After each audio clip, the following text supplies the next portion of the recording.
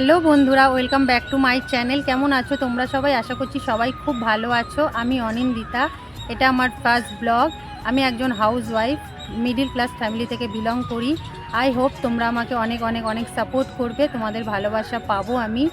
আমি এখন এসছি পার্কে আমার মেয়েকে নিয়ে, ওর বাবার সাথে খেলছে আর আমি সেই ফাঁকে একটা ভিডিও করছি। পরে একদিন তোমাদের পার্কটা ঘুরে দেখাবো, খুবই সুন্দর।